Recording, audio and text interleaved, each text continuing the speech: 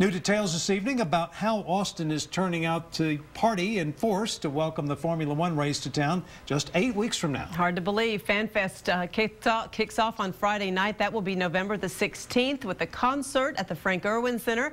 It features Cheap Trick and Aerosmith. The convention center will be turned into a giant club for other performers. Now, there will also be a race car exhibit, free music spread out over 11 blocks down in the Warehouse District. It may be one of the biggest festivals downtown Austin has ever seen. Part of why we wanted to do this downtown is so even those people not coming out to the race this first year can come down, bring their kids down, put their hands on the cars, see what the cars are like, see the technology, see the gala and the fanfare that goes into this. Now get this, 120,000 people are expected to come to Austin just to see the Formula One race, but many more are predicted to attend FanFest downtown during that 3-day event. And KXAN's Omar Lewis is live at the Bob Bullock's Texas State History Museum tonight, where one of those concerts will take place. He spent the day digging into the city's plans to deal with all this extra traffic coming to town during F1. Omar.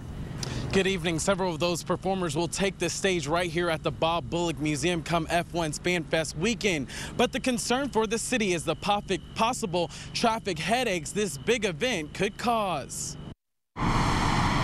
Cars traveling throughout Austin will be doing anything but racing come Formula One weekend. I think it's going to be a mess. I think it's just going to be kind of like South by Southwest, kind of like ACL. With two big events and several concerts taking place across the city, traffic is expected to be gridlocked, and it's a big concern as the Department of Transportation is now working to devise a plan.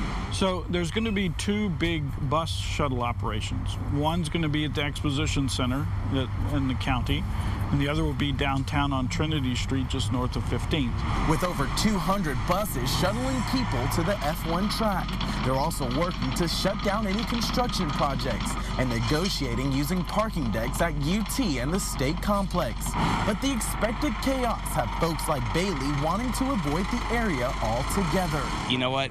If you don't live downtown, you might not want to mess with it, or, there are some other sources. Alternative options to ease the headaches of traffic and parking, like an app called ParkMe, where users can see a map with available parking spaces once they make it downtown. The way we get that information is we work with the meters that take credit card transactions, and we stream the real-time transaction information into the phone. Taxis and pedicabs will also be in high demand. But for Austin commuter John McCarthy, he says he'll deal with the headaches and bite the traffic bullet, all for the sake of the big F1 event.